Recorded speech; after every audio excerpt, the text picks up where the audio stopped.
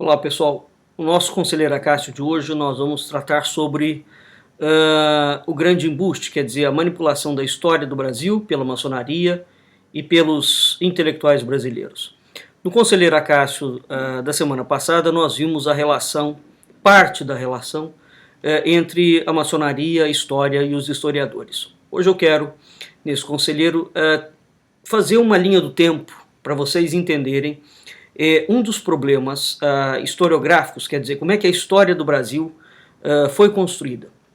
Então, eu vou sintetizar as grandes linhas teórico-conceituais que fabricaram uma história do Brasil a partir do século XIX, bem como os intelectuais que propuseram essa linha. Não é? Essa linha foi artificialmente construída depois do golpe de Estado de 1822 pela maçonaria, cujo tema central foi desenvolvido pelo José Bonifácio, e essa linha tem determinado até hoje a forma como nós lemos, como nós escrevemos e como nós interpretamos a história, a cultura, a sociedade, a política, a economia, a religião do Brasil. Enfim, essa linha é uma linha revolucionária, ela é uma linha artificial e ela está equivocada porque ela assenta-se em erros, em omissões e forjas documentais, e ela é obediente a uma ideologia revolucionária, que tem como característica específica ser antimonárquica e anticristã. Né? Eu vou inserir aqui também algumas frentes intelectuais antirrevolucionárias que foram abafadas e os seus membros e as suas obras foram execrados da vida cultural nacional. Vamos começar do início. José Bonifácio, que é um carbonário, em 1822 cria a falsa tese de que o Brasil era colônia de Portugal. Isso para legitimar o discurso da independência. Eu vou fazer um Conselheiro Acácio só sobre isso. Essa é a coluna vertebral a partir da qual nós temos uma sequência de ramificações. Em 1838, Januário da Cunha Barbosa e Raimundo José da Cunha, ambos maçons, eles criam o IHGB, o Instituto Histórico e Geográfico Brasileiro, para, dentre outros objetivos, promover a identidade nacional brasileira, reescrever a história do Brasil. Então, nesta promoção, toda a memória e toda a presença portuguesa deveria ser eliminada, tendo como base fundamental a falsa tese de que o Brasil havia sido colônia de Portugal. Muito bem.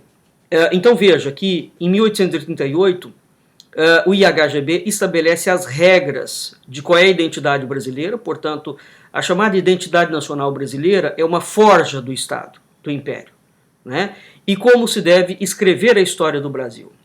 Em 1844, o IHGB promoveu um concurso onde a proposta era como se escrever a história do Brasil.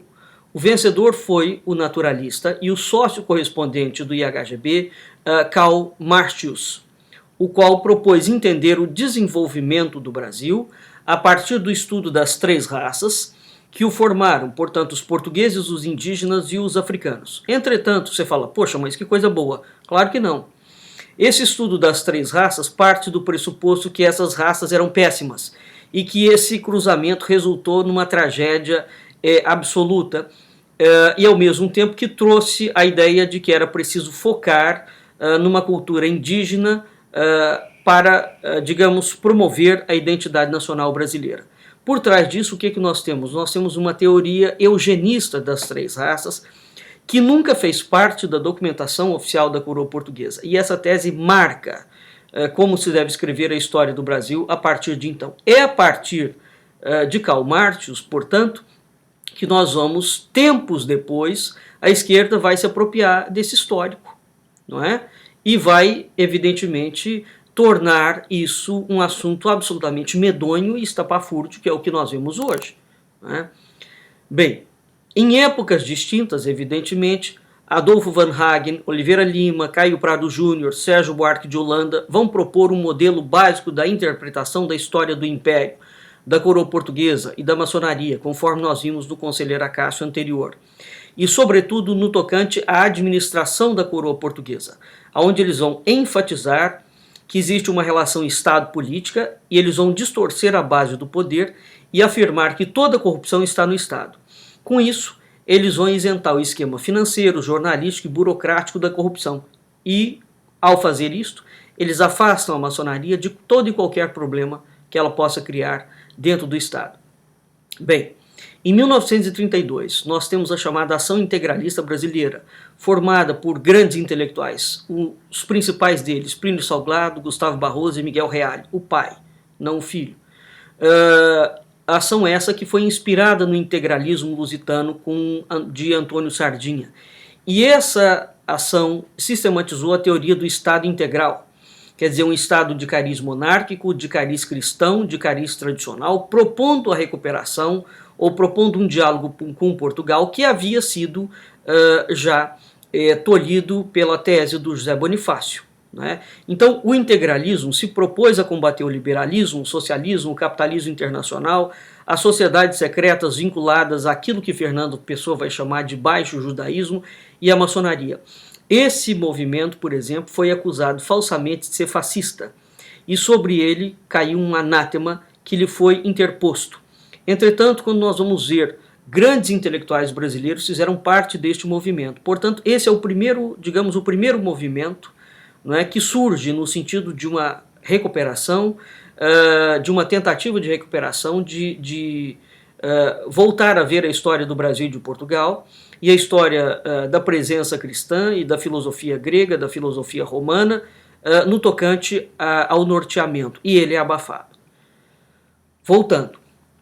Em 1933, Gilberto Freire propõe a construção de uma ideia de Brasil. Veja, nós já tínhamos proposto pelo IHGB uma ideia de identidade brasileira. Em 1933, Gilberto Freire propõe uma ideia de Brasil. Ele constrói essa ideia de Brasil enfocando escravismo, patrimonialismo, elites corruptas e subordinadas ao poder real e as instituições decadentes brasileiras. Ora, essa vertente é capitaneada pela USP e vai ser disseminada Brasil afora até os dias de hoje. Então, tributários dessa corrente, Gilberto Freire, Sérgio Buarque de Holanda, Raimundo Faoro, Simão Schwartzman, né, são os autores centrais dessa ideia de Brasil, que é o que existe vigorando até os dias de hoje. Aí, em 1940, 50, surge dois irmãos com uma equipe fabulosa, posicionada em São Paulo, que se propõe novamente a rever essas barbaridades que o Instituto Histórico e Geográfico Brasileiro, Gilberto Freire e Van Hagen e outros tantos propuseram. Então, em 1940 ou 50, Tito Livre Ferreira e Manuel Rodrigues Ferreira desmontaram, baseado em em 150 mil documentos de fontes primárias, a falsa tese, provaram que o José Bonifácio mentiu. Né? Mentiu ao dizer que o Brasil havia sido colônia de Portugal. E essa falsa tese de Bonifácio constitui a mola mestra de todas essas distorções da história do Brasil, desde 1822 até os dias atuais. E, além disso, ela constitui a base dos discursos esquerdistas, marxistas, socialistas, positivistas que infectam e destroem o Brasil atual. O trabalho desses historiadores, juntamente com uma grande equipe de historiadores paulistas, foi silenciado pela norma dominante da Academia Nacional, por razões óbvias. Não é? Depois deles, nenhum intelectual propôs novos caminhos e novas interpretações para a historiografia nacional. Não é? Bem, em 1950, nós temos um outro grupo que tenta novamente fazer esse diálogo entre Brasil e Portugal, é o chamado Grupo de São Paulo. Nós também temos vários intelectuais luso-brasileiros de peso, entre eles Agostinho da Silva, Eudoro de Souza, novamente Miguel Reale, Vicente Ferreira da Silva, Dora Ferreira da Silva, Adolfo Cripa, entre alguns. Esse grupo de São Paulo foi formado por intelectuais luso-brasileiros, atuando na USP, na UNB, alguns foram fundadores da UNB e na Universidade Federal da Bahia, para citar apenas algumas universidades. E eles encetam diálogos para considerar a presença da memória e da herança luso-afro-brasileira no Brasil. E, além disso, eles criaram diversas entidades científicas e culturais, dentre elas o CEAL, que é o Centro de Estudos Afro-Orientais, que foi criado por Agostinho da Silva na Universidade Federal da Bahia, possibilitando os primeiros estudos africanos sérios a surgirem no Brasil. Não é? Esse esforço deixou muitos frutos institucionais, abriu um intercâmbio contínuo, mais tímido, né, mais contínuo entre Brasil, Portugal, África, Ásia, etc. Atualmente, a professora doutora filósofa Constança Marcondes César tem se destacado nesse quesito, né, no sentido de manter o diálogo entre a filosofia e a história na América, entre o Brasil, a América Latina, Portugal. Né? Muito bem, em 1980 surge o programa MAPA, que é a Memória da Administração Pública Brasileira, do Arquivo Nacional, onde abriu um projeto de pesquisa que foi apoiado por Portugal, no sentido de fazer um levantamento metódico da administração da coroa portuguesa, que até então, veja, até 1980 não havia sido estudado no Brasil, exceto de uma forma mais do que superficial, onde produziu inúmeras distorções e anacronismos incontornáveis. Portanto, quando Raimundo Faoro vem, Simon Schwarzman vem, Sérgio Buarque de Holanda vem, e falam da administração da coroa portuguesa, isso não só é uma falácia medonha, porque efetivamente a memória da administração pública da coroa portuguesa nunca havia sido estudada.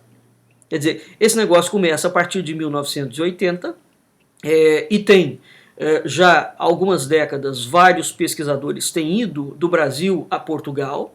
Né? Nós temos tido um apoio muito grande de Portugal no sentido de acolher pesquisadores brasileiros, no sentido de fazer um levantamento das fontes, dos documentos que existem em Portugal sobre a coroa portuguesa e a administração brasileira, e é isto que está fazendo com que os brasileiros estejam revendo a própria história, porque nós podemos, sem sombra de dúvidas, e falo isso sem o menor temor, dizer que 95% da história brasileira é fraudada.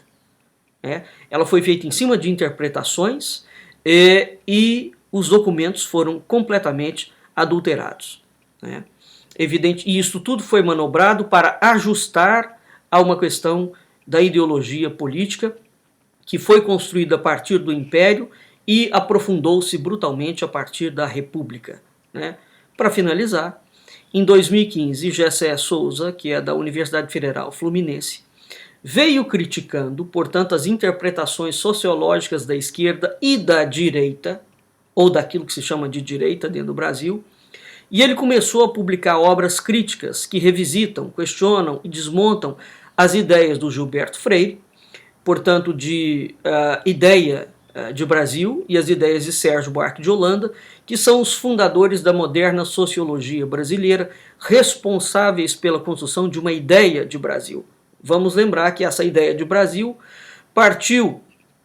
é tributária da ideia do IHGB, lançada pelo IHGB no início do século XIX, portanto, onde construiu-se a ideia de uma identidade nacional. Por sua vez, essa ideia do IHGB, da construção de uma identidade nacional, é tributária da ideia ou da fraude histórica perpetrada por José Bonifácio, quando ele cria a tese de que o Brasil havia sido colônia de Portugal. Então, em linhas gerais, esses são, digamos, os grandes movimentos, ou pelo menos o que me ocorreu aqui, rapidamente, trazer para vocês, para verificar, para que vocês verifiquem, portanto, que nós temos um falseamento da história brasileira construída e, ao mesmo tempo, nós tivemos algumas tentativas que procuraram unir, retomar o diálogo entre Brasil e Portugal, e todas as vezes em que isso foi feito, nós tivemos, efetivamente, de uma forma bastante contundente, um cerceamento por parte de grande parte da estrutura da historiografia nacional. Entretanto, a mentira escrita sobre o Brasil foi tão grande e tão grosseira que a própria historiografia nacional brasileira chegou num teto. Ela bateu num teto. Uma vez que ela bate num teto, não tem mais como reinventar as mentiras. Então eles estão tendo que fazer o quê? Eles estão tendo que ir às fontes, efetivamente, e começar a reescrever a história nacional. Muito bem? Diante disso, espero que tenha ficado mais ou menos claro agora para vocês as grandes linhas que deformaram a visão histórica do Brasil e, ao mesmo tempo, as 2 ou 3 grandes iniciativas que nós tivemos em blocos, né? Porque nós temos as iniciativas isoladas de vários pesquisadores dentro das universidades que têm a muito custo, via de regra, movido por uma amizade intensa, interatlântica, que tem propiciado a revisão, né, e a publicação de trabalhos particulares, praticamente, né? Então nós temos muita gente boa dentro das universidades que tem feito um trabalho formidável de recuperação desse diálogo, porque ao governo brasileiro não interessa absolutamente que a história brasileira seja revista. E ela precisa ser revista. E um elemento fundamental nesta revisão é entender a mentira, a patranhada histórica, política, cultural, criada por José Bonifácio, um carbonário. José Bonifácio é o autor da tese "O Brasil não foi colônia de Portugal". Tese essa que é a base, o núcleo, o cerne do esquerdismo, do positivismo, do marxismo, que norteia e orienta a política e a cultura brasileira desde a época do Império. Enquanto esta mentira não for demolida, o Brasil não tem a menor condição real de refazer a sua história e o seu percurso cultural. Até o próximo. Conselheiro Acácio.